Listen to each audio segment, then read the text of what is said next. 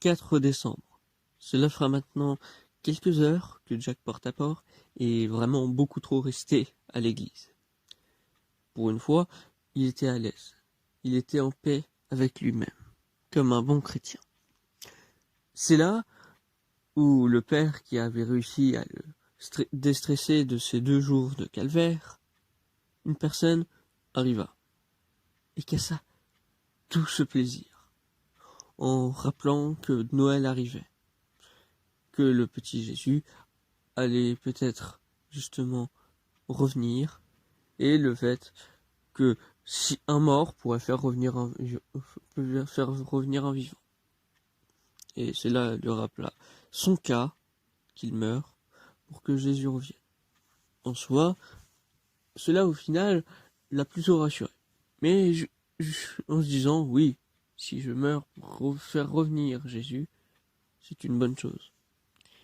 Mais en même temps, il aurait bien voulu le voir. C'est ainsi que nous découvrirons un Jack Porte-à-Porte en doute, de savoir comment il a envie de vivre sa vie. Il sait maintenant qu'il ne lui reste pas beaucoup de temps à vivre, 21 jours apparemment, 3 semaines. Ça va faire près de 3 jours qu'il a vécu dans ce stress. Il lui reste 3 semaines. À présent, il ne sait vraiment pas comment le voir. Il est même pas bien. Il a du coup une assez grosse réflexion sur lui-même, sur la vie même en général. Il aurait pu être philosophe, mais non, c'était pas ce type de question.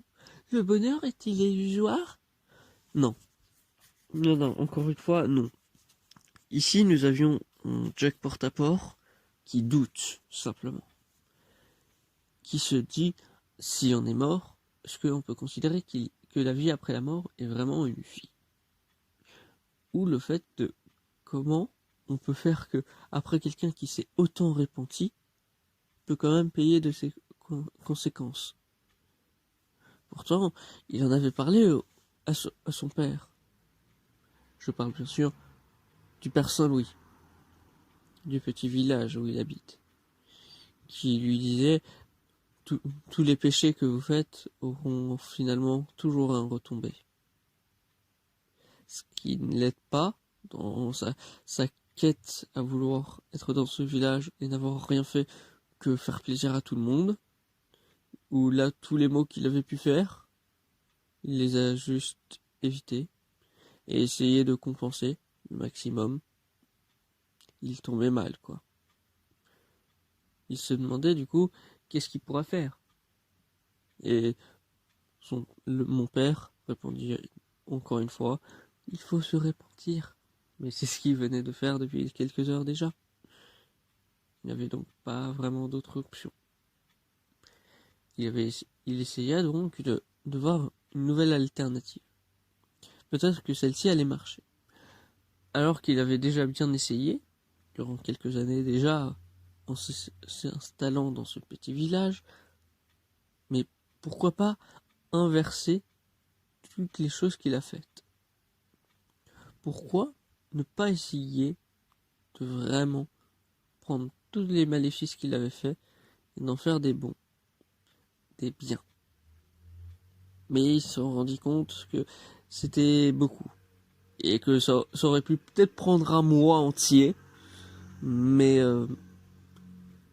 plus que 3 semaines, ce serait peut-être compliqué. Mais il n'ira pas de main morte pour essayer quand même. Et du coup, commença à avoir des petites idées qui commençaient par-ci par-là pour savoir comment compenser tout ce qu'il a pu faire. En même temps de ses doutes de la vie, bien sûr. Il ne faudrait pas les oublier. Mais c'est quand même là où, en pleine réflexion, il ne pensa à rien d'autre. Même autre chose qui le réveilla de cette psychose de recherche, c'est effectivement l'église avec sa cloche qui sonnait minuit, qui lui fit, là encore, un petit pincement au cœur, comme tous les jours d'avant. Et tout cela parce que nous sommes le